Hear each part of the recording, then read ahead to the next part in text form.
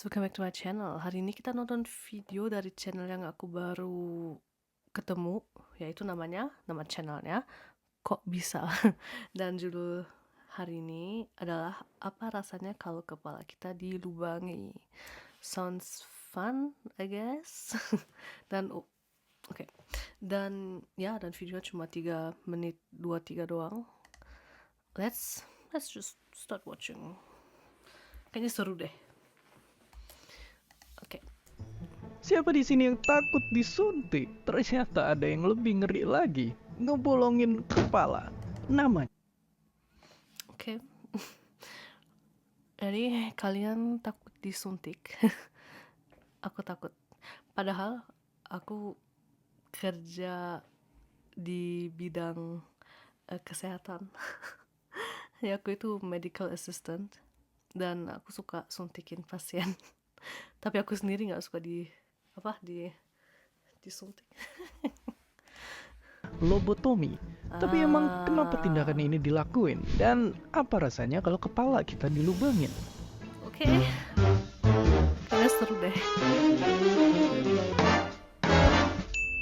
Bayangin kalian ada di ruang operasi dan semacam paku tajam ini ngedeket ke arah muka kalian. Makin lama makin dekat.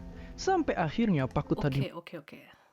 Oke, jadi kalau kita biasanya di ruang operasi, kita itu dapat bius. So, masuk lewat kelopak mata kalian.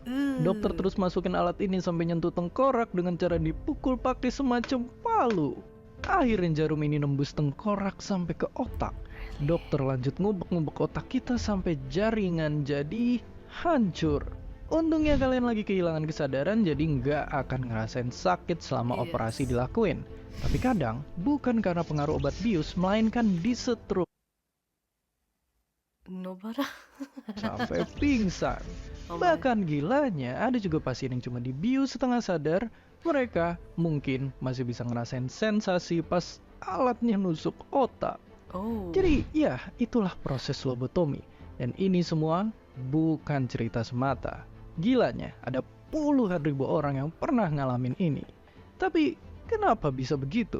Oke, I know. Jadi puluhan tahun lalu lobotomi dilakuin buat nyembuhin orang yang punya gejala penyakit mental.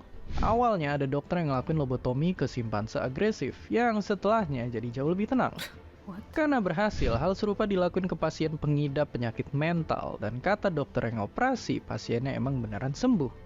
Lama-lama lobotomi makin populer dan prosesnya juga jadi lebih gampang. Bahkan katanya setara kayak cabut gigi. Tapi apakah lobotomi beneran bisa nyembuhin penyakit mental?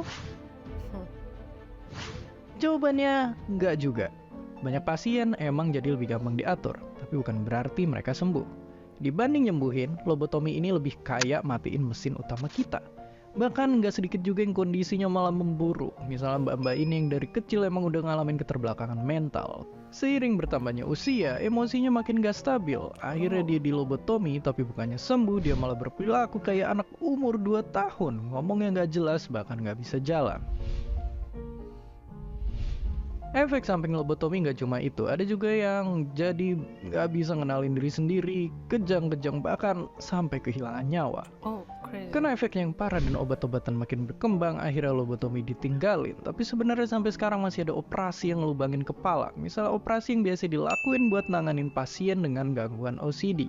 Tengkorak dibor dan bagian otak tertentu dirusak pakai arus listrik. Tapi biasanya operasi ini dilakuin sebagai langkah terakhir kalau obat udah nggak ampuh lagi. Ya, itu biasa sih. Oke, kita sekarang udah tahu kalau lobotomi itu bukan ide bagus.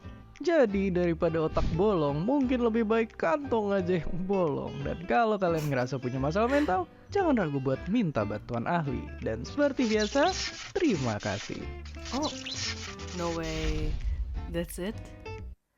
Tapi kita tetap nggak tahu rasanya gimana. What? It's a good video. It's a good video.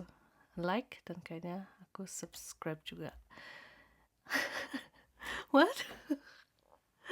Keren mereka bahas sakitnya gimana, tapi kayaknya sih udah dari awal dijawab kita bakal nggak rasain karena kita you know. Anyways, it was a short video, but it was a fun video. Yes, kayaknya aku bakal nonton video yang lainnya deh dari channel Kok Bisa. Anyways, thank you so much for watching. See you on my next.